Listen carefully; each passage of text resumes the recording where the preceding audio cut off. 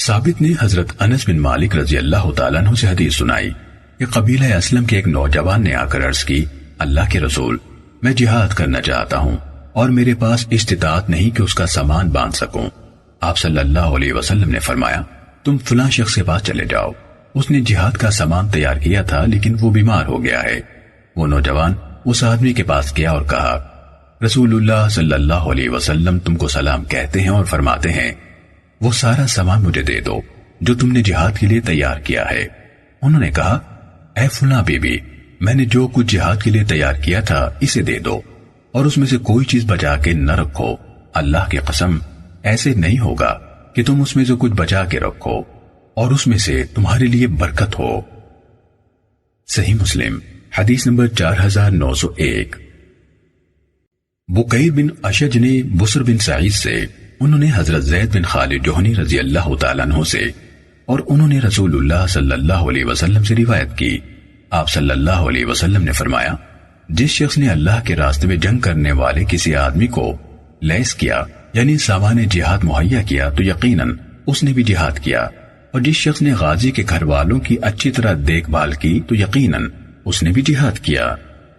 صحیح مسلم حدیث نمبر 4902۔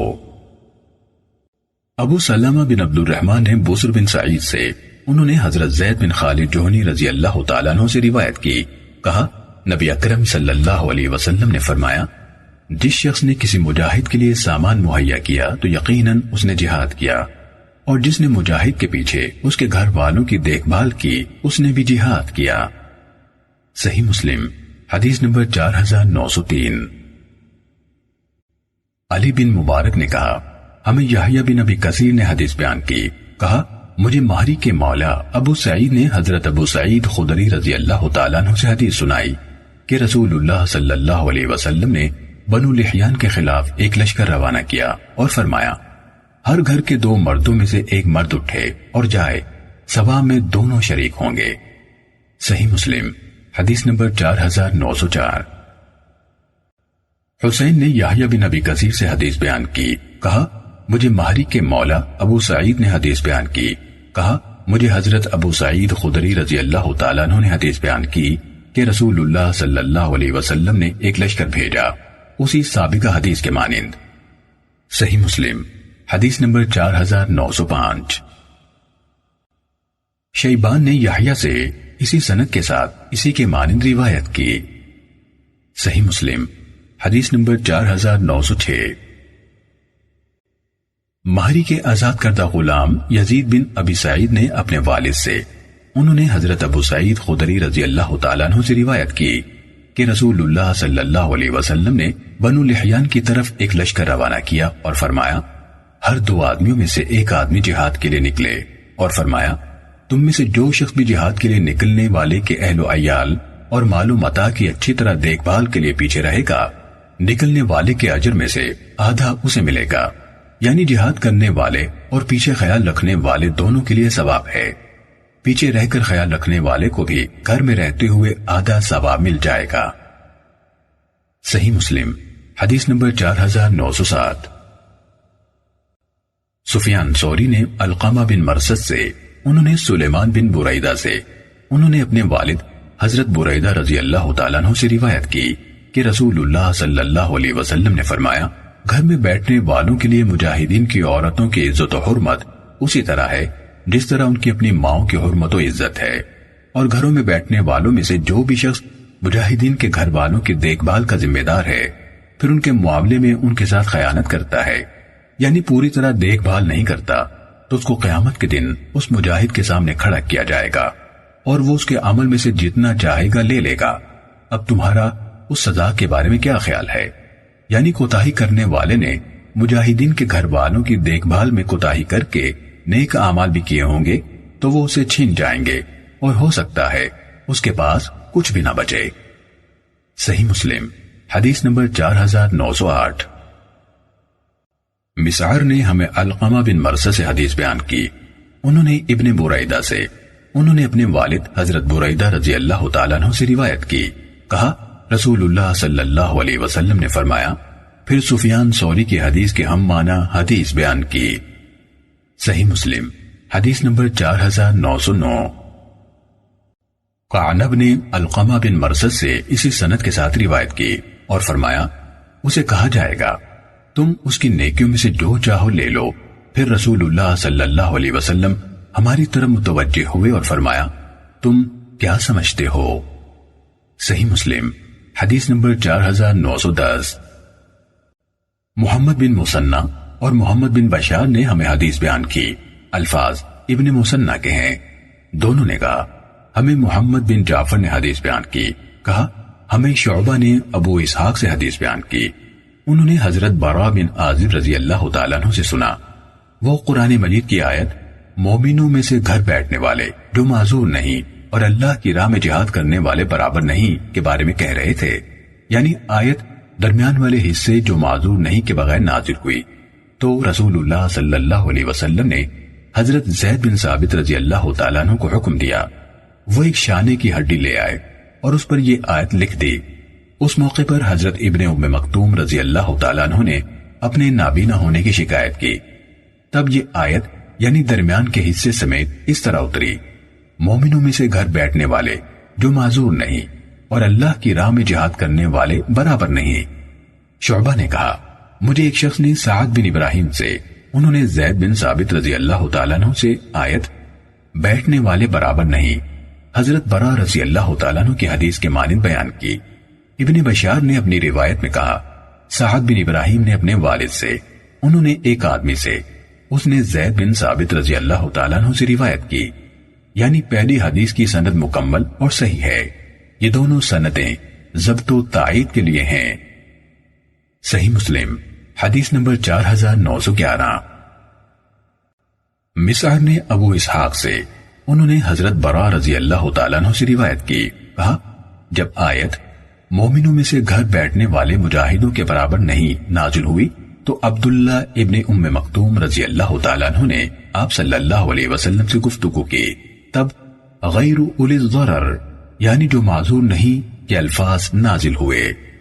صحیح مسلم حدیث نمبر 4912۔ سعید بن عمرو اشعثی اور سعید بن سعید نے ہمیں حدیث بیان کی، الفاظ سعید کے ہیں، کہا ہمیں سفیان نے عمرو سے خبر دی، انہوں نے حضرت جابر رضی اللہ تعالیٰ عنہ کو یہ کہتے ہوئے سنا کہ ایک شخص نے عرض کی اللہ کے رسول اگر میں اللہ کی راہ میں لڑتے ہوئے شہید کر دیا جاؤں تو میں کہاں ہوں گا؟ فرمایا جنت میں۔ اس شخص کے ہاتھ میں جو کھجوریں تھی اس نے ان کو پھینکا، پھر لڑا حتیٰ کہ شہید ہو گیا۔ اور سوید کی روایت میں یہ ہے ایک شخص نے احد کے دن نبی صلی اللہ علیہ وسلم سے عرض کی۔ صحیح مسلم حدیث نمبر 4913۔ حضرت براء رضی اللہ تعالیٰ عنہ سے روایت ہے، کہا انصار کے قبیلے بنو نبیت میں سے ایک شخص نبی صلی اللہ علیہ وسلم کی خدمت میں آیا اور اس نے کہا میں گواہی دیتا ہوں کہ اللہ کے سوا کوئی عبادت کا مستحق نہیں اور بلا شبہ آپ اللہ کے بندے اور اس کے رسول ہیں۔ پھر آگے بڑھا، خوب جنگ کی حتیٰ کہ شہید کر دیا گیا۔ نبی صلی اللہ علیہ وسلم نے فرمایا اس شخص نے عمل بہت کم کیا اور اس کو اجر بہت زیادہ عطا کیا گیا۔ صحیح مسلم حدیث نمبر 4914۔ ثابت نے حضرت انس بن مالک رضی اللہ تعالیٰ عنہ سے روایت کی، کہا رسول اللہ صلی اللہ علیہ وسلم نے ابو سفیان کی خبر لانے کے لیے بسیسہ خزرجی انصاری رضی اللہ عنہ کو جاسوس بنا کر بھیجا کہ دیکھے ابو سفیان کے تجارتی قافلے کی کیا صورتحال ہے۔ جس وقت وہ واپس آیا تو گھر میں میرے اور رسول اللہ صلی اللہ علیہ وسلم کے سوا اور کوئی نہیں تھا۔ ثابت نے کہا مجھے انس رضی اللہ تعالیٰ عنہ کا کسی ام المومنین کو مستثنی کرنا معلوم نہیں۔ کہا اس نے آ کر آپ کو ساری بات بتائی تو رسول اللہ صلی اللہ علیہ وسلم باہر تشریف لائے اور فرمایا ہمیں کچھ کرنا مطلوب ہے، سو جس کے پاس سواری موجود ہو وہ ہمارے ساتھ سوار ہو کر چلے۔ کچھ لوگ بالائی مدینے میں موجود اپنی سواریاں لانے کی اجازت طلب کرنے لگے۔ آپ نے فرمایا نہیں، صرف وہی لوگ ساتھ چلیں جن کی سواریاں یہی موجود ہوں۔ پھر رسول اللہ صلی اللہ علیہ وسلم اور آپ کے اصحاب چل پڑے اور مشرکین سے پہلے بدر پہنچ گئے۔ مشرکین بھی آ پہنچے۔ نبی صلی اللہ علیہ وسلم نے فرمایا کوئی شخص جب تک میں اس کے پیچھے نہ ہوں کسی چیز پر پیش قدمی نہ کرے۔ مشرکین قریب آ گئے تو نبی صلی اللہ علیہ وسلم نے فرمایا اس جنت کی طرف بڑھ جس کی چوڑائی آسمان اور زمین ہے۔ کہا، یہ سن کر حضرت عمیر بن حمام انصاری رضی اللہ تعالیٰ عنہ کہنے لگے، یا رسول اللہ، جنت جس کا عرض آسمان اور زمین ہے؟ آپ نے فرمایا ہاں۔ اس نے کہا، واہ واہ۔ رسول اللہ صلی اللہ علیہ وسلم نے فرمایا، تم نے یہ واہ واہ کس وجہ سے کہا؟ اس نے کہا، اللہ کے رسول، اس امید کے سوا اور کسی وجہ سے نہیں کہ میں بھی جنت والوں میں سے ہو جاؤں۔ آپ نے فرمایا، بلا شبہ تم اہل جنت میں سے ہو۔ حضرت عمیر رضی اللہ تعالیٰ عنہ نے اپنے ترکش سے کچھ کھجوریں نکال کر کھانی شروع کی، پھر کہنے لگے، اگر میں اپنی ان کھجوروں کو کھا لینے تک زندہ رہا تو پھر یہ بڑی لمبی زندگی ہوگی، یعنی جنت ملنے میں دیر ہو جائے گی۔ پھر انہوں نے جو کھجوریں ان کے پاس تھی پھینکی اور لڑائی شروع کر دی، یہاں تک کہ شہید ہو گئے۔ صحیح مسلم حدیث نمبر 4915۔ ابو بکر بن عبداللہ بن قیس سے روایت ہے، انہوں نے اپنے والد حضرت ابو موسیٰ اشعری رضی اللہ تعالیٰ عنہ سے روایت کی، کہا، میں نے اپنے والد سے جب وہ دشمن کا سامنا کر رہے تھے سنا، وہ کہہ رہے تھے، رسول اللہ صلی اللہ علیہ وسلم نے فرمایا، جنت کے دروازے تلواروں کے سائے تلے ہوتے ہیں۔ یہ سن کر ایک خستہ حال شخص کھڑا ہوا اور کہنے لگا، ابو موسیٰ، کیا تم نے رسول اللہ صلی اللہ علیہ وسلم کو خود یہ فرماتے ہوئے سنا تھا؟ انہوں نے کہا، ہاں۔ یہ سن کر وہ شخص واپس اپنے ساتھیوں کے پاس گیا اور کہنے لگا، میں تمہیں الوداعی سلام کہتا ہوں۔ پھر اس نے اپنی تلوار کی نیام توڑ کر پھینک دی اور تلوار لے کر بڑھا، اس سے شمشیر زنی کی یہاں تک کہ شہید کر دیا گیا۔ صحیح مسلم حدیث نمبر 4916۔ ثابت نے حضرت انس بن مالک رضی اللہ تعالیٰ عنہ سے روایت کی، کہا، کچھ لوگ رسول اللہ صلی اللہ علیہ وسلم کی خدمت میں حاضر ہوئے اور کہنے لگے، ہمارے ساتھ کچھ آدمی بھیج دیں جو ہمیں قرآن اور سنت کی تعلیم دیں۔ آپ نے ان کے ساتھ 70 انصاری بھیج دیے جنہیں قراء کہا جاتا تھا۔ ان میں میرے ماموں حضرت حرام بن ملحان رضی اللہ عنہ بھی تھے۔ یہ لوگ رات کے وقت قرآن پڑھتے تھے، ایک دوسرے کو سناتے تھے، قرآن کی تعلیم حاصل کرتے تھے، اور دن کو مسجد میں پانی لا کر رکھتے تھے اور جنگل سے لکڑیاں لا کر فروخت کرتے، اور اس سے اصحاب صفہ اور فقراء کے لیے کھانا خریدتے تھے۔ نبی صلی اللہ علیہ وسلم نے انہیں ان آنے والے کافروں کی طرف بھیجا، اور انہوں نے منزل پر پہنچنے سے پہلے راستے ہی میں دھوکے سے ان پر حملہ کر دیا اور انہیں شہید کر دیا۔ اس وقت انہوں نے کہا، اے اللہ، ہماری طرف سے ہمارے نبی کو یہ پیغام پہنچا دے کہ ہماری تجھ سے ملاقات ہو گئی ہے، ہم تجھ سے راضی ہو گئے ہیں اور تو ہم سے راضی ہو گیا ہے۔ اس سانحے میں ایک شخص نے پیچھے سے آ کر انس رضی اللہ تعالیٰ عنہ کے ماموں حرام بن ملحان رضی اللہ عنہ کو اس طرح نیزہ مارا کہ وہ آر پار ہو گیا، تو انہوں نے کہا، رب کعبہ کی قسم، میں کامیاب ہو گیا۔ اس وقت رسول اللہ صلی اللہ علیہ وسلم نے اپنے اصحاب سے فرمایا، تمہارے بھائی شہید کر دیے گئے ہیں، اور انہوں نے کہا ہے، اے اللہ، ہمارے نبی کو یہ پیغام پہنچا دے کہ ہم نے تجھ سے ملاقات کر لی ہے، ہم تجھ سے راضی ہو گئے ہیں اور تو ہم سے راضی ہو گیا ہے۔ صحیح مسلم حدیث نمبر 4917۔ حضرت انس رضی اللہ تعالیٰ عنہ نے کہا، میرے چچا جن کے نام پر میرا نام رکھا گیا ہے وہ رسول اللہ صلی اللہ علیہ وسلم کے ساتھ جنگ بدر میں حاضر نہیں ہو سکے تھے، اور یہ بات ان پر بہت شاق گزری تھی۔ انہوں نے کہا، یہ پہلا معرکہ تھا جس میں رسول اللہ صلی اللہ علیہ وسلم شریک ہوئے اور میں اسے غیر حاضر رہا۔ اس کے بعد اگر اللہ تعالیٰ نے رسول اللہ صلی اللہ علیہ وسلم کی مائیت میں کوئی معرکہ مجھے دکھایا تو اللہ مجھے بھی دیکھے گا کہ میں کیا کرتا ہوں۔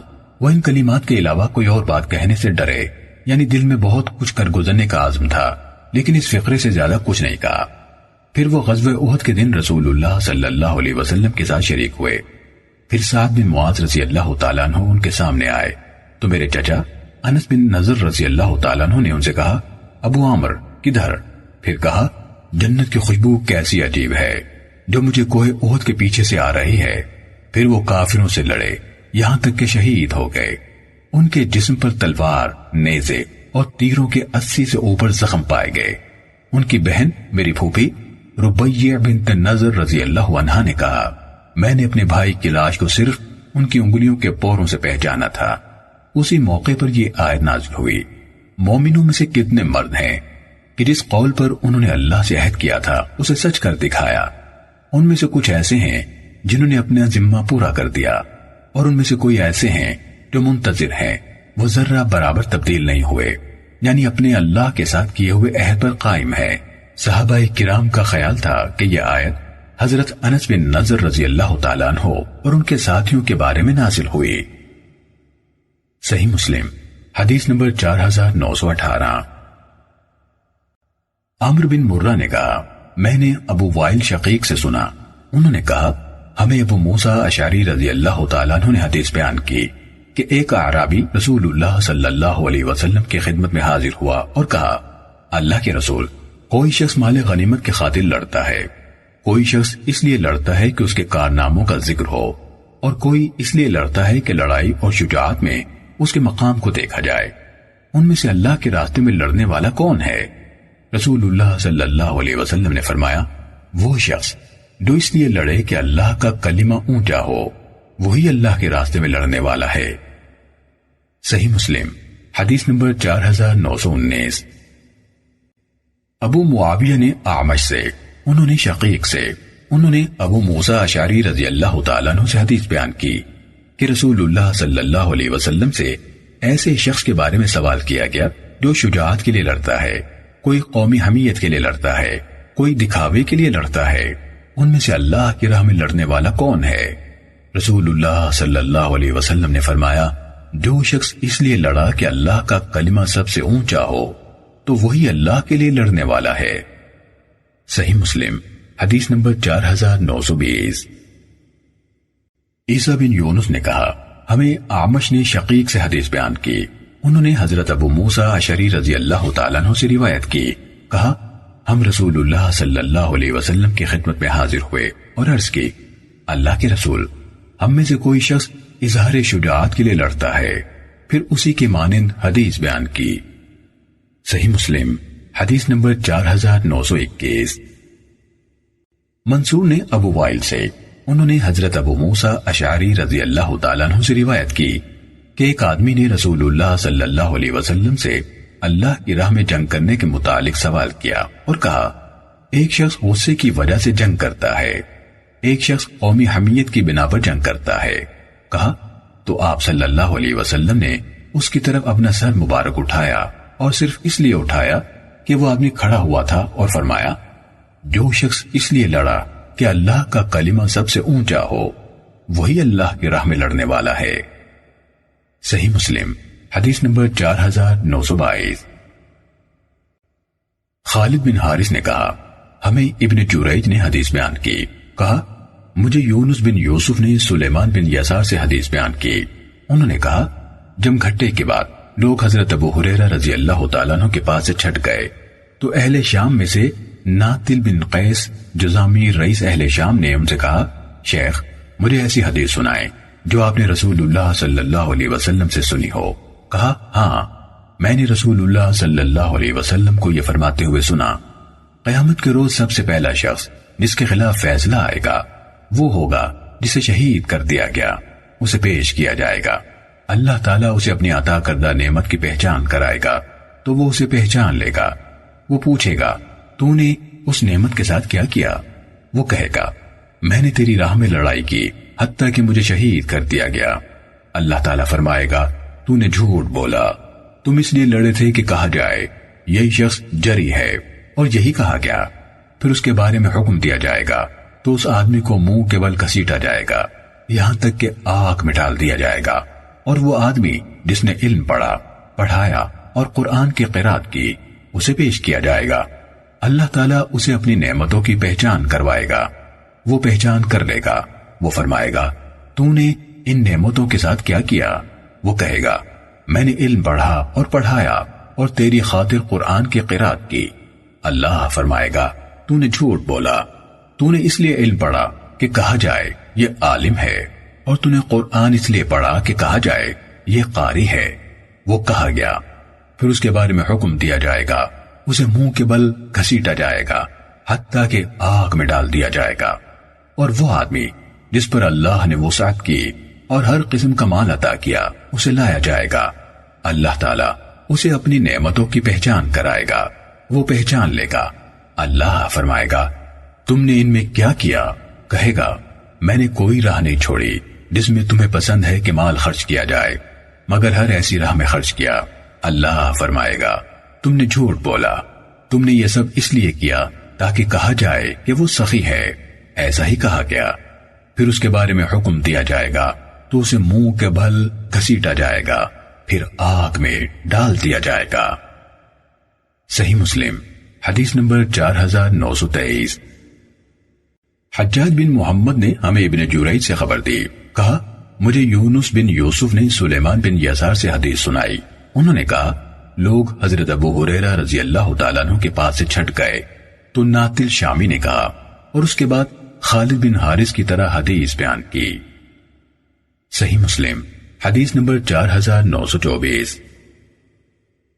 حیوہ بن شریح نے ابو ہانی سے روایت کی، انہوں نے عبد الرحمن حبولی سے، انہوں نے عبداللہ بن عمر رضی اللہ تعالیٰ عنہما سے روایت کی کہ رسول اللہ صلی اللہ علیہ وسلم نے فرمایا لڑنے والی کوئی بھی جماعت جو اللہ کی راہ میں جنگ کرتی ہے پھر وہ لوگ مال غنیمت حاصل کر لیتے ہیں تو وہ آخرت کے اجر سے 2 حصے فوراً حاصل کر لیتے ہیں، ان کے لیے ایک باقی رہ جاتا ہے، اور اگر وہ غنیمت حاصل نہیں کرتے تو آخرت میں ان کا اجر پورا ہوگا۔ صحیح مسلم حدیث نمبر 4925۔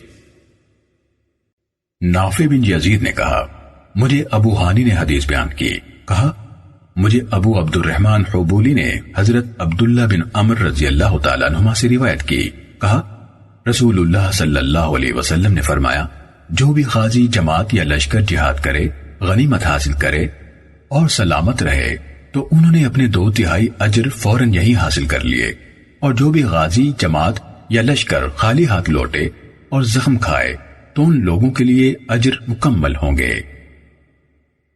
صحیح مسلم حدیث نمبر 4926۔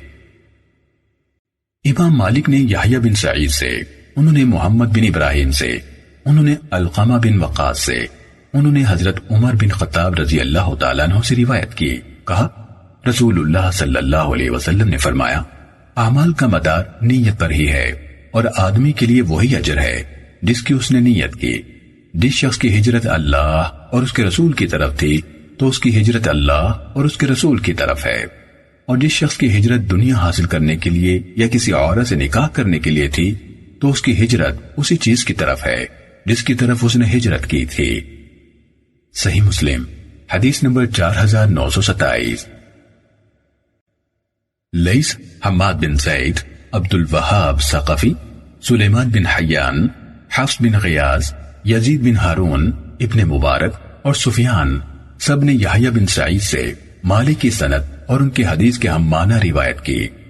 سفیان کے حدیث میں ہے میں نے حضرت عمر رضی اللہ تعالیٰ عنہ کو منبر پر رسول اللہ صلی اللہ علیہ وسلم سے یہ حدیث بیان کرتے ہوئے سنا۔ صحیح مسلم حدیث نمبر 4928۔ حضرت انس رضی اللہ تعالیٰ عنہ سے روایت ہے کہ رسول اللہ صلی اللہ علیہ وسلم نے فرمایا جس شخص نے سچے دل سے شہادت طلب کی اسے عطا کر دی جاتی ہے، یعنی اجر عطا کر دیا جاتا ہے چاہے وہ اسے عملاً حاصل نہ ہو سکے۔ صحیح مسلم حدیث نمبر 4929۔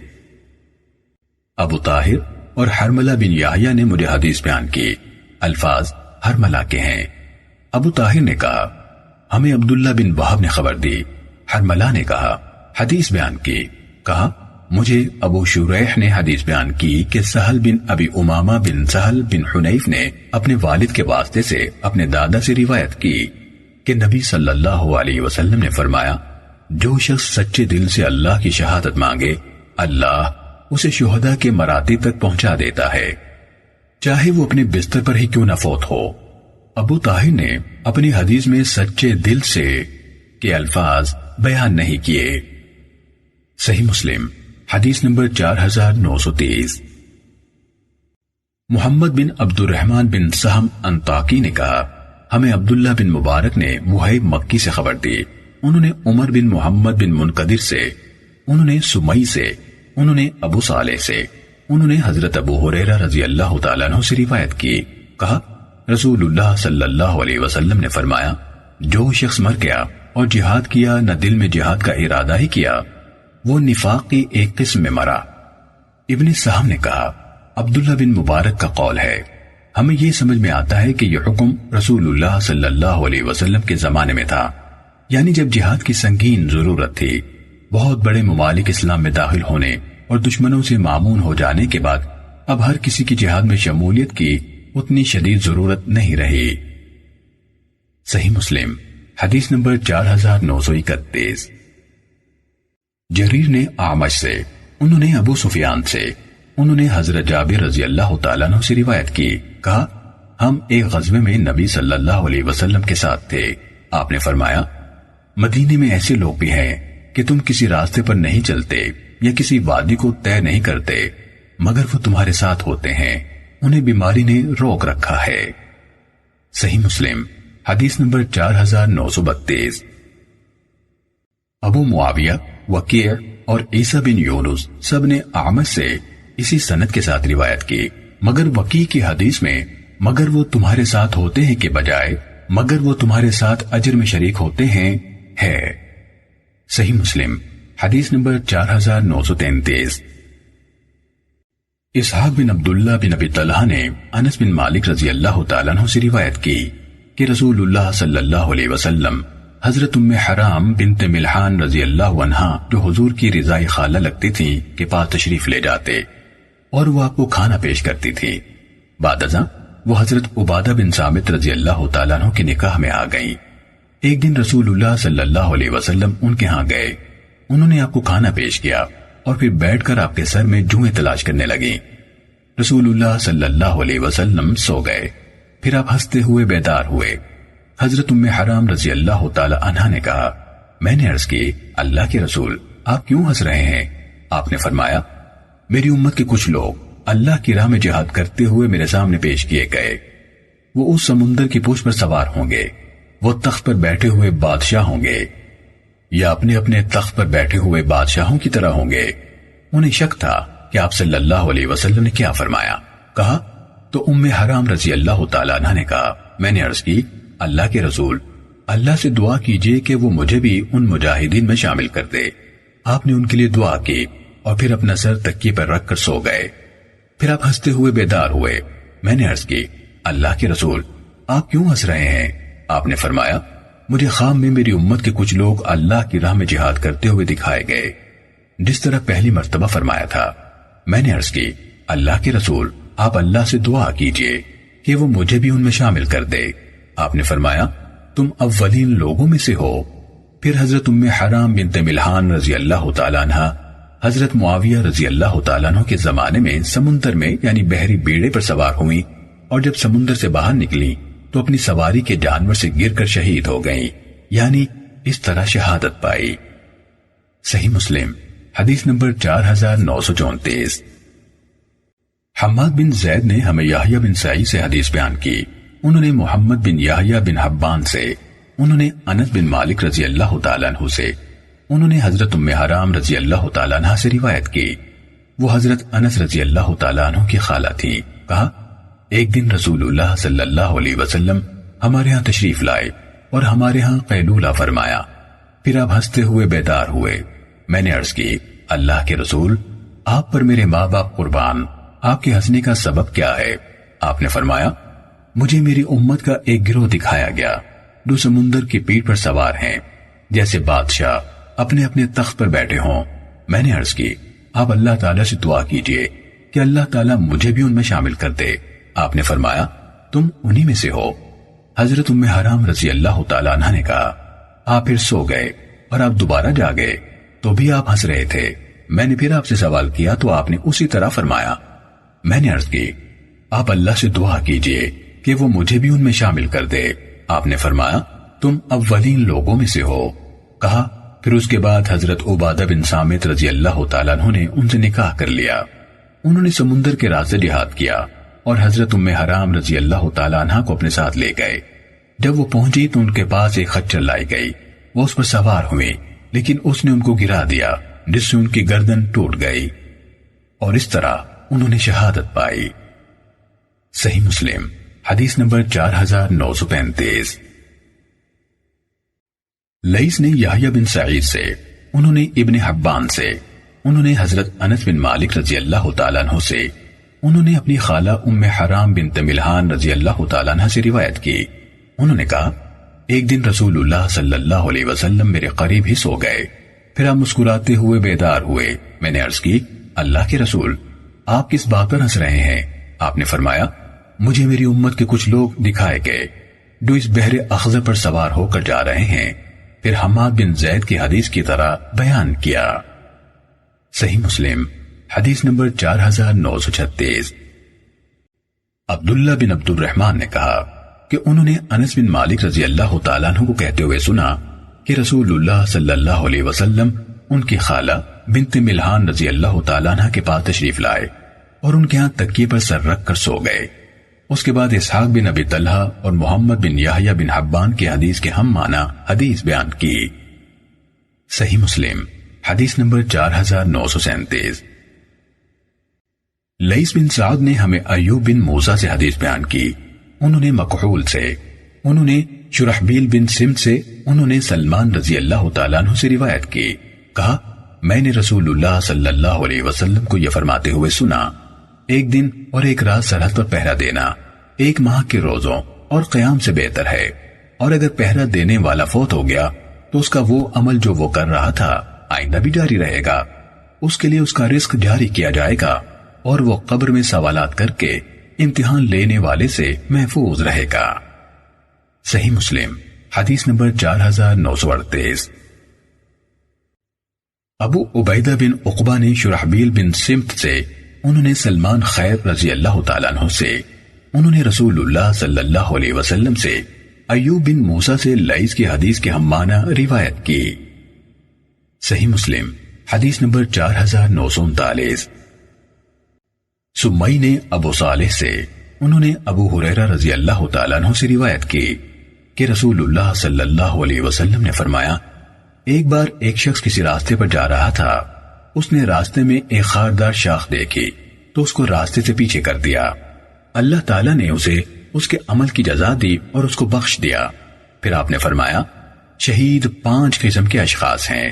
نمبر 1 طاعون کی بیماری میں مرنے والا، نمبر 2 پیٹ کی بیماری میں مرنے والا، نمبر 3 ڈوب کر مرنے والا، نمبر 4 کسی چیز کے نیچے دب کر مرنے والا، اور نمبر 5 جو شخص اللہ عز و جل کی راہ میں لڑتے ہوئے شہید ہوا۔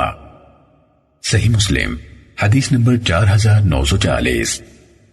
جریر نے سہیل سے، انہوں نے اپنے والد ابو صالح سے، انہوں نے ابو ہریرہ رضی اللہ تعالیٰ عنہ سے روایت کی، کہا رسول اللہ صلی اللہ علیہ وسلم نے فرمایا تم آپس میں بات کرتے ہوئے شہید کس کو شمار کرتے ہو؟ صحابہ نے عرض کی اللہ کے رسول جو شخص اللہ کی راہ میں قتل کیا جائے وہ شہید ہے۔ آپ نے فرمایا پھر تو میری امت کے شہداء بہت کم ہوئے۔ صحابہ نے عرض کی یا رسول اللہ پھر وہ کون ہے؟ آپ نے فرمایا جو شخص اللہ کی راہ میں مارا جائے وہ شہید ہے، اور جو شخص اللہ کی راہ میں طلب علم، سفر حج، جہاد کے دوران میں اپنی موت مر جائے وہ شہید ہے، جو شخص طاعون میں مرے وہ شہید ہے، جو شخص پیٹ کی بیماری میں مبتلا ہو کر مر جائے وہ شہید ہے۔ ابو صالح سے بیان کرنے والے ایک اور راوی عبید اللہ بن مقسم نے سہیل بن ابی صالح سے کہا میں تمہارے والد کے بارے میں گواہی دیتا ہوں کہ انہوں نے حدیث بیان کرتے ہوئے یہ بھی کہا تھا اور غرق ہونے والا شہید ہے۔ صحیح مسلم حدیث نمبر 4941۔ خالد نے ہمیں سہیل سے اسی سند کے ساتھ اسی کے مانند حدیث بیان کی، البتہ ان کی حدیث میں ہے سہیل نے کہا عبید اللہ بن مقسم نے سہیل سے کہا کہ میں تمہارے بھائی کے بارے میں بھی گواہی دیتا ہوں کہ اس حدیث کو اپنے والد سے بیان کرتے ہوئے اس میں یہ اضافہ کیا تھا اور جو غرق ہو جائے وہ شہید ہے۔ صحیح مسلم حدیث نمبر 4942۔ وہیب نے کہا ہمیں سہیل نے اسی سند کے ساتھ حدیث بیان کی، ان کی حدیث میں ہے کہا مجھے عبید اللہ بن مقسم نے ابو صالح سے خبر دی اور اس میں اضافہ کیا غرق ہونے والا شہید ہے۔ صحیح مسلم حدیث نمبر 4943۔ عبد الواحد بن زیاد نے کہا ہمیں عاصم نے حفصہ بنت سیرین سے حدیث بیان کی، انہوں نے کہا حضرت انس بن مالک رضی اللہ تعالیٰ عنہ نے مجھ سے پوچھا یحییٰ بن ابی عمرہ کس بیماری سے فوت ہوئے تھے؟ انہوں نے کہا میں نے کہا طاعون سے۔ انہوں نے کہا تو انہوں یعنی انس رضی اللہ تعالیٰ عنہ نے کہا رسول اللہ صلی اللہ علیہ وسلم نے فرمایا طاعون سے موت ہر مسلمان کے لیے شہادت ہے۔ صحیح مسلم حدیث نمبر 4944۔ علی بن مسہر نے عاصم سے اسی سند کے ساتھ اسی کے مانند حدیث بیان کی۔ صحیح مسلم حدیث نمبر 4945۔ ثمامہ بن شفیع سے روایت ہے انہوں نے حضرت عقبہ بن عامر رضی اللہ تعالیٰ عنہ کو یہ کہتے ہوئے سنا میں نے رسول اللہ صلی اللہ علیہ وسلم سے سنا آپ منبر پر فرما رہے تھے وَأَعِدُّوا لَهُمْ مَا اسْتَطَعْتُم مِّن قُوَّةٍ یعنی تم ان کے مقابلے کے لیے جتنی کر سکو قوت تیار کرو۔ سن رکھو قوت تیر اندازی کا نام ہے۔ سن رکھو قوت تیر اندازی کا نام ہے۔ سن رکھو قوت تیر اندازی کا نام ہے۔ صحیح مسلم حدیث نمبر 4946۔ ابن وہب نے کہا مجھے عمرو بن حارث نے ابو علی ثمامہ بن شفیع سے خبر دی انہوں نے حضرت عقبہ بن عامر رضی اللہ تعالیٰ عنہ سے روایت کی کہا میں نے رسول اللہ صلی اللہ علیہ وسلم کو یہ فرماتے ہوئے سنا جلد ہی تمہارے لیے بہت سی زمینوں پر قبضے کے دروازے کھول دیے جائیں گے اور اللہ تمہارے لیے کافی ہوگا اس لیے تم میں سے کوئی اپنے تیروں کی مشق سے غافل نہ رہے۔ صحیح مسلم حدیث نمبر 4947۔ سیدنا عقبہ بن عامر رضی اللہ تعالیٰ عنہ نبی صلی اللہ علیہ وسلم سے مذکورہ حدیث کی مانند روایت نقل کرتے ہیں۔ صحیح مسلم حدیث نمبر 4948۔ حارث بن یعقوب نے عبد الرحمن بن شماسہ سے روایت کی کہ فقیم لخمی نے حضرت عقبہ بن عامر رضی اللہ تعالیٰ عنہ سے کہا آپ تیر چھوڑنے اور جا لگنے کے ان دو نشانوں کے درمیان چکر لگاتے ہیں جبکہ آپ بوڑھے ہیں اور یہ آپ کے لیے باعث مشقت بھی ہے۔ حضرت عقبہ بن عامر رضی اللہ تعالیٰ عنہ نے کہا اگر میں نے رسول اللہ صلی اللہ علیہ وسلم سے ایک بات نہ سنی ہوتی تو میں یہ تکلیف نہ اٹھاتا۔ حارث نے کہا میں نے ابن شماسہ سے پوچھا وہ بات کیا ہے؟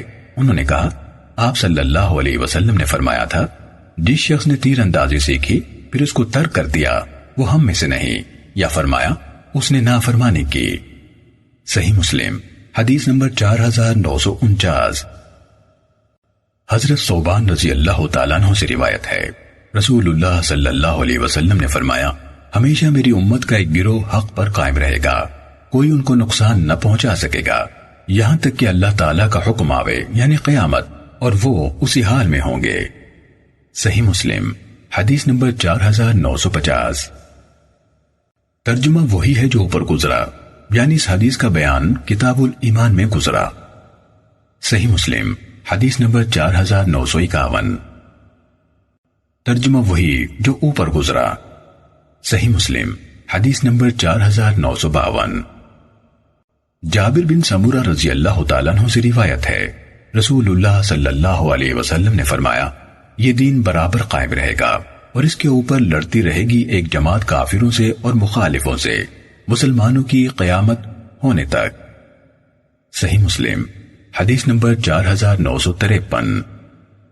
جابر بن عبداللہ رضی اللہ تعالیٰ عنہما سے روایت ہے میں نے سنا رسول اللہ صلی اللہ علیہ وسلم سے آپ فرماتے تھے ہمیشہ ایک گروہ میری امت کا حق پر لڑتا رہے گا قیامت تک۔ صحیح مسلم حدیث نمبر 4954۔ عمیر بن ہانی سے روایت ہے میں نے معاویہ رضی اللہ تعالیٰ عنہ سے سنا منبر پر وہ کہتے تھے میں نے سنا رسول اللہ صلی اللہ علیہ وسلم سے آپ فرماتے تھے ہمیشہ ایک گروہ میری امت کا اللہ کے حکم پر قائم رہے گا جو کوئی ان کو بگاڑنا چاہے وہ کچھ بگاڑ نہ سکے گا یہاں تک کہ اللہ کا حکم آن پہنچے اور وہ غالب رہیں گے لوگوں پر۔ صحیح مسلم حدیث نمبر 4955۔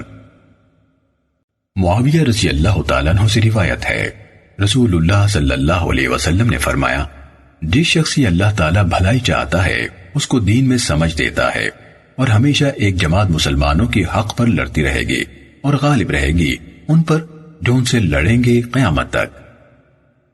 صحیح مسلم حدیث نمبر 4956۔ عبد الرحمن بن شماسہ مہری سے روایت ہے میں مسلمہ بن مخلد کے پاس بیٹھا تھا ان کے پاس عبداللہ بن عمرو بن عاص رضی اللہ تعالیٰ عنہما تھے۔ عبداللہ رضی اللہ تعالیٰ عنہ نے کہا قیامت قائم نہ ہوگی مگر بدترین مخلوق پر، وہ بدتر ہوں گے جاہلیت والوں سے۔ اللہ تعالیٰ سے جس کی بات کی دعا کریں گے اللہ تعالیٰ ان کو دے دے گا۔ لوگ اسی حال میں تھے کہ عقبہ بن عامر رضی اللہ تعالیٰ عنہ آئے۔ مسلمہ نے ان سے کہا، اے عقبہ، عبداللہ رضی اللہ تعالیٰ عنہ کیا کہتے ہیں؟ عقبہ رضی اللہ تعالیٰ عنہ نے کہا، وہ مجھ سے زیادہ جانتے ہیں، پر میں نے تو رسول اللہ صلی اللہ علیہ وسلم سے سنا ہے، آپ فرماتے تھے ہمیشہ میری امت کا ایک گروہ یا ایک جماعت اللہ کے حکم پر لڑتی رہے گی اور اپنے دشمن پر غالب رہے گی۔ جو کوئی ان کا خلاف کرے گا ان کو کچھ نقصان نہ پہنچا سکے گا، یہاں تک کہ قیامت آ جائے گی اور وہ اسی حال میں ہوں گے۔ عبداللہ رضی اللہ تعالیٰ عنہ نے کہا، بے شک حضرت نے ایسا فرمایا، لیکن پھر اللہ ایک ہوا بھیجے گا جس میں موش کی سی بو ہوگی اور ریشم کی طرح بدن پر لگے گی، وہ نہ چھوڑے گی کسی شخص کو جس کے دل میں ایک دانے کے برابر بھی ایمان ہوگا، بلکہ اس کو مارے جاوے گی، بعد اس کے سب برے کافر لوگ رہ جائیں گے، انہی پر قیامت قائم ہوگی۔ صحیح مسلم حدیث نمبر 4957۔ سعد بن ابی وقاص رضی اللہ تعالیٰ عنہ سے روایت ہے، رسول اللہ صلی اللہ علیہ وسلم نے فرمایا، ہمیشہ مغرب والے یعنی عینی عرب یا شام والے حق پر غالب رہیں گے یہاں تک کہ قیامت قائم ہوگی۔ صحیح مسلم حدیث نمبر 4958۔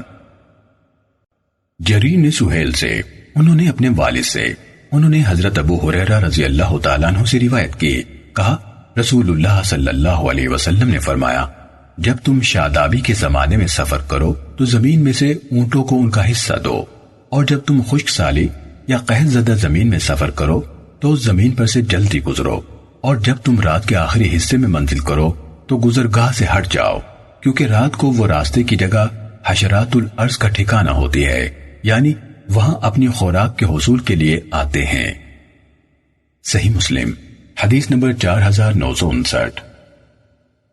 عبدالعزیز بن محمد نے سہیل سے، انہوں نے اپنے والد سے، انہوں نے ابو ہریرہ رضی اللہ تعالیٰ عنہ سے روایت کی کہ رسول اللہ صلی اللہ علیہ وسلم نے فرمایا، جب تم شادابی کے زمانے میں سفر کرو تو زمین سے اونٹوں کو ان کا حصہ دو، اور جب تم خشک سالی میں سفر کرو تو اس سے متاثرہ علاقے میں سے ان اونٹوں کی ٹانگوں کا گودا بچا کر لے جاؤ، یعنی تیز رفتاری سے نکل جاؤ تاکہ زیادہ عرصہ بھوکے رہ کر وہ کمزور نہ ہو جائیں، اور جب تم رات کے آخری حصے میں قیام کرو تو گزرگاہ میں ٹھہرنے سے اجتناب کرو، کیونکہ رات کے وقت وہ جگہ جانوروں کی گزرگاہ اور حشرات الارض کی آماج گاہ ہوتی ہے۔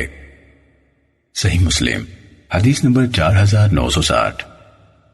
یحییٰ بن یحییٰ تمیمی نے کہا، میں نے امام مالک سے پوچھا، سمی نے آپ کو ابو صالح کے واسطے سے ابو ہریرہ رضی اللہ تعالیٰ عنہ سے روایت بیان کی تھی کہ رسول اللہ صلی اللہ علیہ وسلم نے فرمایا، سفر عذاب کا ایک ٹکڑا ہے، وہ تم میں سے ایک مسافر کو سونے، کھانے اور پینے سے روک دیتا ہے، جب تم میں سے کوئی شخص وہ کام سر انجام دے چکے جو اس کے پیش نظر تھا تو وہ جلد اپنے گھر آئے۔ انہوں یعنی امام مالک نے کہا، ہاں۔ صحیح مسلم حدیث نمبر 4971۔ یزید بن ہارون نے حمام سے حدیث بیان کی، انہوں نے اسحاق بن عبداللہ بن ابی طلحہ سے، انہوں نے حضرت انس بن مالک رضی اللہ تعالیٰ عنہ سے روایت کی کہ رسول اللہ صلی اللہ علیہ وسلم رات کو اپنے گھر والوں پر دستک نہ دیتے تھے، آپ سفر سے گھر والوں کے پاس صبح کو یا شام کو تشریف لاتے تھے۔ صحیح مسلم حدیث نمبر 4962۔ عبد الصمد بن عبد الوارث نے کہا، ہمیں حمام نے حدیث بیان کی، کہا ہمیں اسحاق بن عبداللہ بن ابی طلحہ نے حضرت انس بن مالک رضی اللہ تعالیٰ عنہ سے، انہوں نے نبی اکرم صلی اللہ علیہ وسلم سے اسی کے مانند روایت کی، البتہ انہوں نے کہا گھروں میں داخل نہ ہوتے تھے۔ صحیح مسلم حدیث نمبر 4963۔ حشیم نے سیار سے، انہوں نے عامر شعبی سے، انہوں نے حضرت جابر بن عبداللہ رضی اللہ تعالیٰ عنہ سے روایت کی، کہا ہم ایک غزوے میں رسول اللہ صلی اللہ علیہ وسلم کے ساتھ تھے، جب ہم مدینے پہنچے تو ہم گھروں کے اندر داخل ہونے کے لیے جانے لگے تو آپ نے فرمایا رک جاؤ، حتیٰ کہ ہم کچھ تاخیر سے رات کے وقت یعنی عشاء کے وقت جائیں، تاکہ بکھرے بالوں والی اپنے بال سنوار لے اور شوہر کی غیر موجودگی میں رہنے والی اپنی صفائی کر لے۔ صحیح مسلم حدیث نمبر 4964۔ عبد الصمد نے کہا، ہمیں شعبہ نے سیار سے حدیث بیان کی، انہوں نے عامر شعبی سے، انہوں نے حضرت جابر رضی اللہ تعالیٰ عنہ سے روایت کی، کہا رسول اللہ صلی اللہ علیہ وسلم نے فرمایا، جب تم میں سے کوئی شخص رات کے وقت گھر واپس آئے تو رات کو اچانک اپنے گھر میں داخل نہ ہو، بلکہ اتنی دیر توقف کرے کہ شوہر کی غیر حاضری میں رہنے والی اپنی صفائی کر لے اور الجھے بالوں والی بال سنوار لے۔ صحیح مسلم حدیث نمبر 4965۔ روح بن عبادہ نے کہا ہمیں شعبہ نے حدیث بیان کی، کہا ہمیں سیار نے اسی سند کے ساتھ اسی کے مانند حدیث بیان کی۔ صحیح مسلم حدیث نمبر 4966۔ محمد بن جعفر نے کہا ہمیں شعبہ نے عاصم سے حدیث بیان کی، انہوں نے شعبی سے، انہوں نے حضرت جابر بن عبداللہ رضی اللہ تعالیٰ عنہما سے روایت کی، کہا جب کوئی انسان لمبا وقت گھر سے دور رہا ہو تو رسول اللہ صلی اللہ علیہ وسلم نے اسے رات کو اچانک گھر میں داخل ہونے سے منع فرمایا۔ صحیح مسلم حدیث نمبر 4967۔ روح نے کہا ہمیں شعبہ نے اسی سند کے ساتھ حدیث بیان کی۔ صحیح مسلم حدیث نمبر 4968۔ وکیع نے سفیان سے، انہوں نے محارب سے، انہوں نے حضرت جابر رضی اللہ تعالیٰ عنہ سے روایت کی، کہا نبی صلی اللہ علیہ وسلم نے اس بات سے منع فرمایا ہے کہ انسان رات کو اچانک گھر والوں کے پاس جا پہنچے اور ان کو خیانت، یعنی جس طرح خاوند نے کہا ہوا ہے اس طرح نہ رہنے کا مرتکب سمجھے اور ان کی کمزوریاں ڈھونڈے۔ صحیح مسلم حدیث نمبر 4969۔ عبد الرحمن نے کہا ہمیں سفیان نے اسی سند کے ساتھ حدیث بیان کی۔ عبد الرحمن نے کہا سفیان نے کہا مجھے معلوم نہیں کہ ان کو خیانت کا مرتکب سمجھے اور ان کی کمزوریاں تلاش کرے کہ الفاظ حدیث میں ہیں یا نہیں۔ صحیح مسلم حدیث نمبر 4970۔ ہمیں شعبہ نے محارب سے حدیث بیان کی، انہوں نے حضرت جابر رضی اللہ تعالیٰ عنہ سے، انہوں نے نبی اکرم صلی اللہ علیہ وسلم سے اچانک رات کو گھر آنے کی کراہت بیان کی اور یہ جملہ بیان نہیں کیا، ان کو خائن سمجھے اور ان کی کمزوریاں تلاش کرے۔ صحیح مسلم حدیث نمبر 4971۔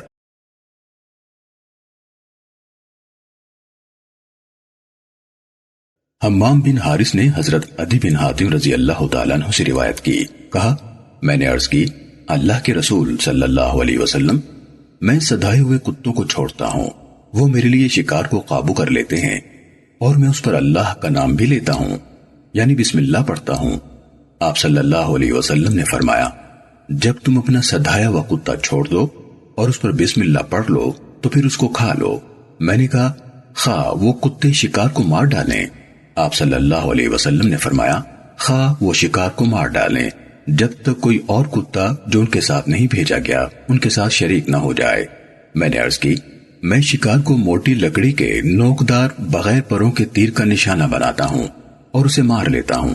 آپ صلی اللہ علیہ وسلم نے فرمایا جب تم بغیر پروں والا تیر مارو اور وہ اس کے جسم کو چھید دے اور خون نکل جائے تو اس کو کھا لو، اور اگر وہ اسے چوڑائی کی طرف سے نشانہ بنائے اور مار ڈالے تو مت کھاؤ۔ صحیح مسلم حدیث نمبر 4972۔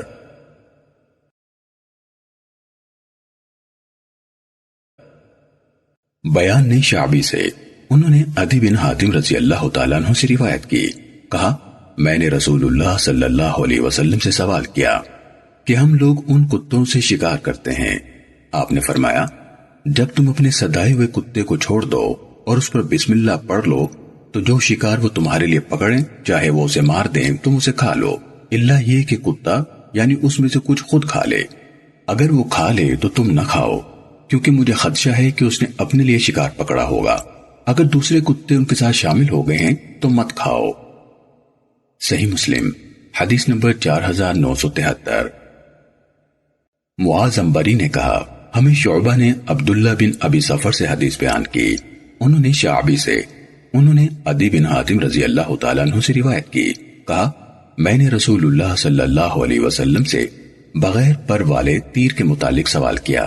آپ نے فرمایا جب اس نے اپنے چھیدنے والے تیز حصے کے ذریعے سے نشانہ بنایا ہو تو کھا لو، اور اگر اپنی چوڑائی سے نشانہ بنا کر مار دیا ہو تو وہ چوٹ لگنے سے مرا ہوا شکار ہے، اسے نہ کھاؤ۔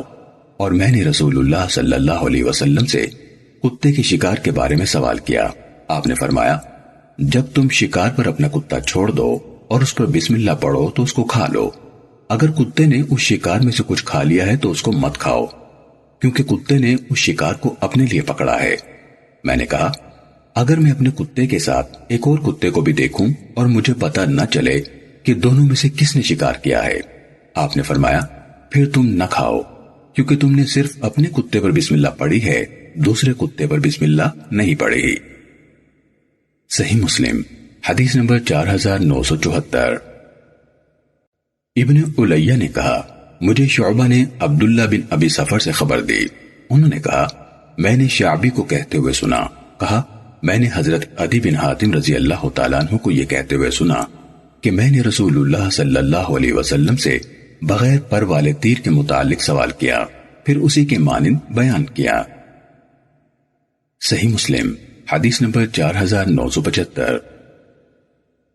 غندر نے کہا، ہمیں شعبہ نے عبداللہ بن ابی صفر سے، انہوں نے اور کچھ دیگر لوگوں نے جن کا شعبہ نے ذکر کیا شعبی سے روایت کی، انہوں نے کہا میں نے حضرت عدی بن حاتم رضی اللہ تعالیٰ عنہ سے سنا، کہا میں نے رسول اللہ صلی اللہ علیہ وسلم سے بغیر پر والے تیر کے متعلق سوال کیا، اسی کے مانند۔ صحیح مسلم حدیث نمبر 4976۔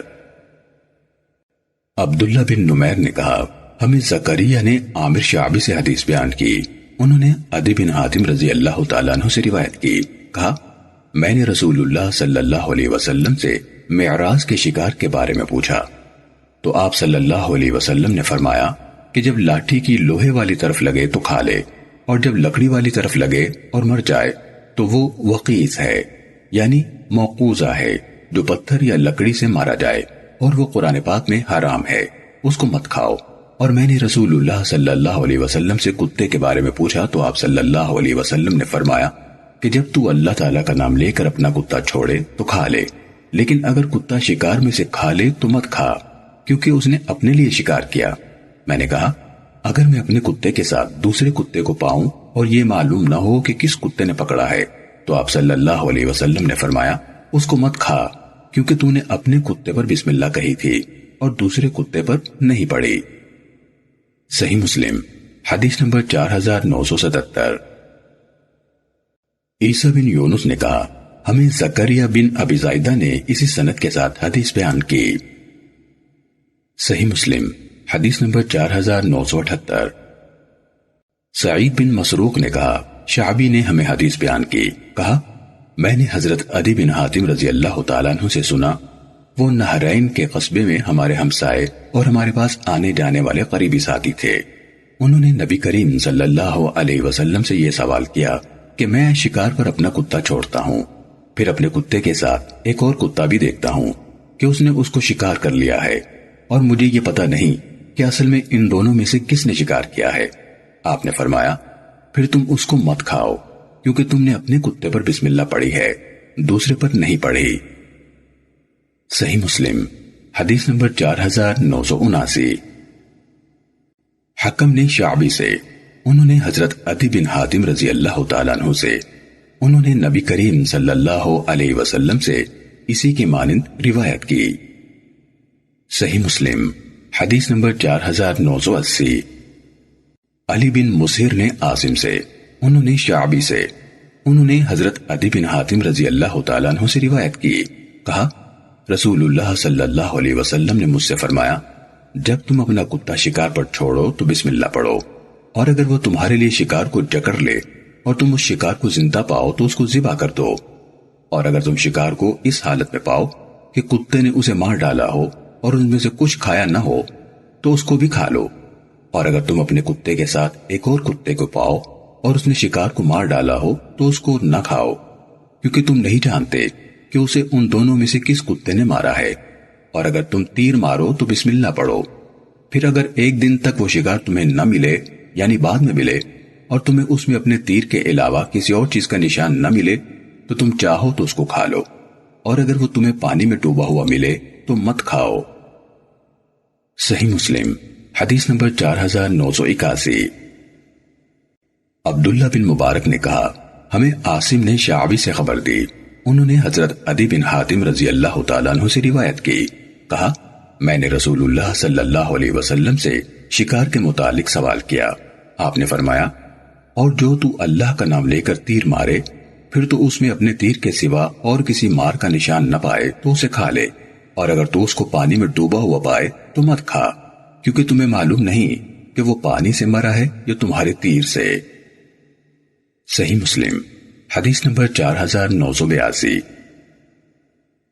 ابن مبارک نے حیوہ بن شریح سے روایت کی، انہوں نے کہا میں نے ربیہ بن یزید دمشقی کو کہتے ہوئے سنا، مجھے ابو ادریس عائز اللہ نے خبر دی، کہا میں نے حضرت ابو ثعلبہ خشنی رضی اللہ تعالیٰ عنہ کو کہتے ہوئے سنا کہ میں رسول اللہ صلی اللہ علیہ وسلم کے پاس آیا اور پوچھا کہ یا رسول اللہ، ہم اہل کتاب یعنی یہود و نصارہ کے ملک میں رہتے ہیں، ان کے برتنوں میں کھانا کھاتے ہیں، اور ہمارا ملک شکار کا ملک ہے، تو میں اپنی کمان سے سکھائے ہوئے کتے اور اس کتے سے شکار کرتا ہوں جو سکھایا ہوا نہیں، تو مجھے وہ طریقہ بیان کیجئے کہ جو حلال ہو۔ آپ صلی اللہ علیہ وسلم نے فرمایا کہ تو نے جو کہا کہ اہل کتاب کے ملک میں ہیں اور ان کے برتنوں میں کھاتے ہیں، تو اگر تم کو اور برتن مل سکیں تو ان کے برتنوں میں مت کھاؤ، اور اگر اور برتن نہ ملیں تو ان کو دھو لو اور پھر ان میں کھاؤ۔ اور جو تو نے ذکر کیا ہے کہ تم شکار کی زمین میں رہتے ہو، بس جس کو تیر پہنچے اور تو اس پر اللہ کا نام لے کر چھوڑے تو اسے کھا لے، اور اگر تو اپنے شکاری کتے سے شکار کرے اور اس پر اللہ کا نام لے کر چھوڑا ہو تو کھا لے، اور اگر ایسے کتے کا شکار ہو جو شکاری نہ ہو اور تو اسے زندہ پالے تو ذبح کر کے کھا لے۔ صحیح مسلم حدیث نمبر 4983۔ زہیر بن وہب اور مقری دونوں نے حیوہ سے اسی سند کے ساتھ ابن مبارک کی حدیث کی طرح روایت کی، البتہ ابن وہب نے اپنی روایت میں کمان کے شکار کا ذکر نہیں کیا۔ صحیح مسلم حدیث نمبر 4984۔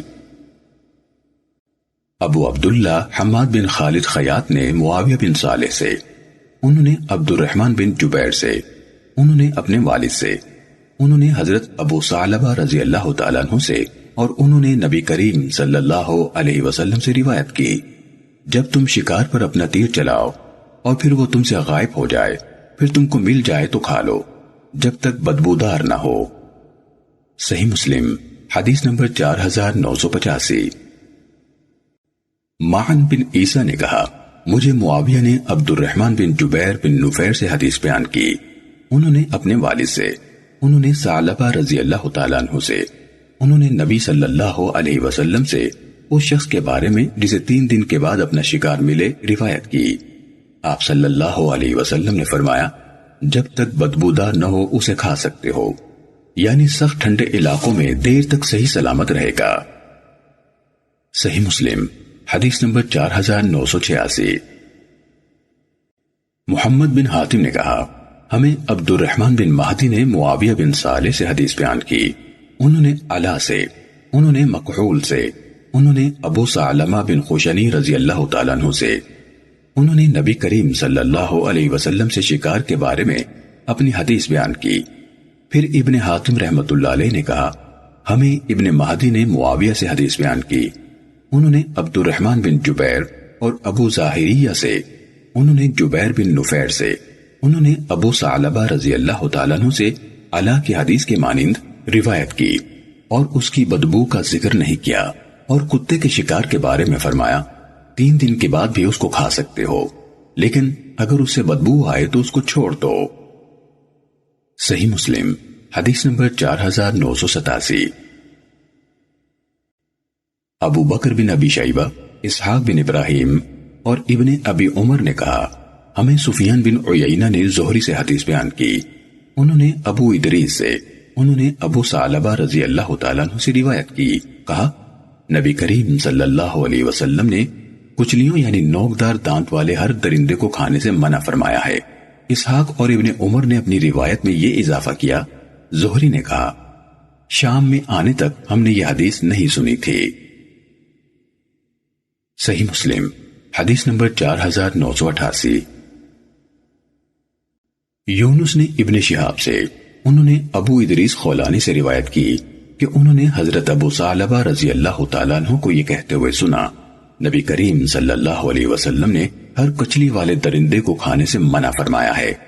ابن شہاب زہری نے کہا، ہم نے حجاز میں اپنے علماء سے یہ حدیث نہیں سنی تھی، یہاں تک کہ ابو ادریس نے جو شام کے فقہاء میں سے ہیں مجھے یہ حدیث بیان کی۔ صحیح مسلم حدیث نمبر 4989۔ عمر بن حارث نے کہا کہ ابن شہاب نے انہیں ابو ادریس خولانی سے حدیث بیان کی، انہوں نے حضرت ابو ثعلبہ خشنی رضی اللہ تعالیٰ عنہ سے روایت کی کہ رسول اللہ صلی اللہ علیہ وسلم نے ہر کچلی والے درندے کو کھانے سے منع فرمایا۔ صحیح مسلم حدیث نمبر 4990۔ امام مالک رحمت اللہ علیہ بن انس، ابن ابی ذئب، عمر بن حارث، یونس بن یزید وغیرہ نے اور معمر، یوسف بن ماجشون اور صالح سب نے زہری سے اسی سند کے ساتھ یونس اور عمر کی حدیث کے مانند روایت کی۔ سب نے کھانے کا ذکر کیا ہے سوائے صالح اور یوسف کے۔ ان دونوں کی حدیث یہ ہے، آپ صلی اللہ علیہ وسلم نے ہر کچلی والے درندے کو کھانے سے منع فرمایا ہے۔ صحیح مسلم حدیث نمبر 4991۔ عبد الرحمن بن مہدی نے مالک سے، انہوں نے اسماعیل بن ابی حکیم سے، انہوں نے عبیدہ بن سفیان سے، انہوں نے حضرت ابو ہریرہ رضی اللہ تعالیٰ عنہ سے، انہوں نے نبی اکرم صلی اللہ علیہ وسلم سے روایت کی، آپ نے فرمایا، ہر کچلیوں والا درندہ اس کو کھانا حرام ہے۔ صحیح مسلم حدیث نمبر 4992۔ ابن وہب نے کہا، مجھے امام مالک بن انس نے اسی سند کے ساتھ اسی کے مانند روایت کی۔ صحیح مسلم حدیث نمبر 4993۔ معاذ عنبری نے کہا، ہمیں شعبہ نے حکم سے، انہوں نے میمون بن مہران سے، انہوں نے حضرت ابن عباس رضی اللہ تعالیٰ عنہما سے روایت کی، کہا نبی کریم صلی اللہ علیہ وسلم نے ہر کچلیوں والے درندے اور ناخنوں والے پرندے کو کھانے سے منع فرمایا۔ صحیح مسلم حدیث نمبر 4994۔ سہل بن حماد نے شعبہ سے اسی سند کے ساتھ اسی کے مانند روایت کی۔ صحیح مسلم حدیث نمبر 4995۔ ابو عوانہ نے کہا، ہمیں حکیم اور ابو بشر نے میمون بن مہران سے حدیث بیان کی، انہوں نے حضرت ابن عباس رضی اللہ تعالیٰ عنہما سے روایت کی کہ رسول اللہ صلی اللہ علیہ وسلم نے ہر کچلیوں والے درندے اور پنجوں سے شکار کرنے والے پرندے کو کھانے سے منع فرمایا۔ صحیح مسلم حدیث نمبر 4996۔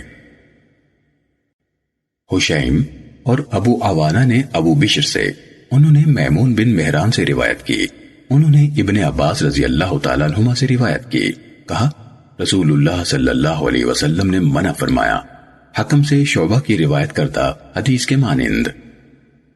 صحیح مسلم حدیث نمبر 4997۔ ابو زبیر نے حضرت جابر سے روایت کی، کہا کہ رسول اللہ صلی اللہ علیہ وسلم نے ہمیں بھیجا ابو عبیدہ بن جراح رضی اللہ تعالیٰ عنہ کی امارت میں قریش کے ایک قافلے کو ملنے، یعنی ان کے پیچھے، اور ہمارے سفر خرچ کے لیے کھجور کا ایک تھیلا دیا، اور کچھ آپ کو نہ ملا کہ ہمیں دیتے۔ سیدنا ابو عبیدہ رضی اللہ تعالیٰ عنہ ہمیں ایک ایک کھجور ہر روز دیا کرتے تھے۔ ابو زبیر نے کہا کہ میں نے سیدنا جابر رضی اللہ تعالیٰ عنہ سے پوچھا کہ تم ایک کھجور میں کیا کیا کرتے تھے؟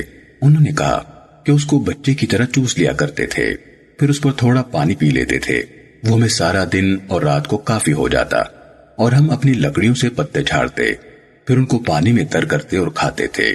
سیدنا جابر رضی اللہ تعالیٰ عنہ نے کہا، ہم سمندر کے کنارے پہنچے تو وہاں ایک لمبی اور موٹی سی چیز نمودار ہوئی۔ ہم اس کے پاس گئی تو دیکھا کہ وہ ایک جانور ہے جس کو عنبر کہتے ہیں۔ سیدنا ابو عبیدہ رضی اللہ تعالیٰ عنہ نے کہا کہ یہ مردار ہے، یعنی حرام ہے۔ پھر کہنے لگے کہ نہیں، ہم اللہ کے رسول صلی اللہ علیہ وسلم کے بھیجے ہوئے ہیں اور اللہ کی راہ میں نکلے ہیں، اور تم بھوک کی وجہ سے مجبور ہو چکے ہو تو اس کو کھاؤ۔ سیدنا جابر رضی اللہ تعالیٰ عنہ نے کہا، ہم وہاں 1 مہینہ رہے اور ہم 300 آدمی تھے، اس کا گوشت کھاتے رہے یہاں تک کہ ہم موٹے ہو گئے۔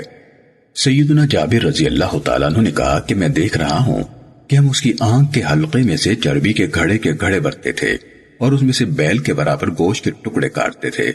آخر سیدنا ابو عبیدہ رضی اللہ تعالیٰ عنہ نے ہم میں سے 13 آدمیوں کو لیا، وہ سب اس کی آنکھ کے حلقے کے اندر بیٹھ گئے اور اس کی پسلیوں میں سے ایک پسلی اٹھا کر کھڑی کی۔ پھر جو اونٹ ہمارے ساتھ تھے ان میں سے سب سے بڑے اونٹ پر پالان باندھی تو وہ اس کے نیچے سے نکل گیا، اور ہم نے اس کے گوشت میں سے زیادہ راہ کے لیے وشائق بنا لیے۔ وشائق ابال کر خشک کیے ہوئے گوشت کو کہتے ہیں جو سفر کے لیے رکھتے ہیں۔ جب ہم مدینے میں آئے تو رسول اللہ صلی اللہ علیہ وسلم کے پاس آئے اور یہ قصہ بیان کیا تو آپ صلی اللہ علیہ وسلم نے فرمایا کہ وہ اللہ تعالیٰ کا رزق تھا جو اس نے تمہارے لیے نکالا تھا۔ اب تمہارے پاس اس گوشت کا کچھ حصہ ہے تو ہمیں بھی کھلاؤ۔ سیدنا جابر رضی اللہ تعالیٰ عنہ نے کہا کہ ہم نے اس کا گوشت آپ صلی اللہ علیہ وسلم کے پاس بھیجا تو آپ صلی اللہ علیہ وسلم نے اس کو کھایا۔ صحیح مسلم حدیث نمبر 4998۔ عمر نے حضرت جابر بن عبداللہ رضی اللہ تعالیٰ عنہ سے سنا، وہ کہہ رہے تھے رسول اللہ صلی اللہ علیہ وسلم نے 300 سواروں کے ساتھ ہمیں مہم پر روانہ فرمایا۔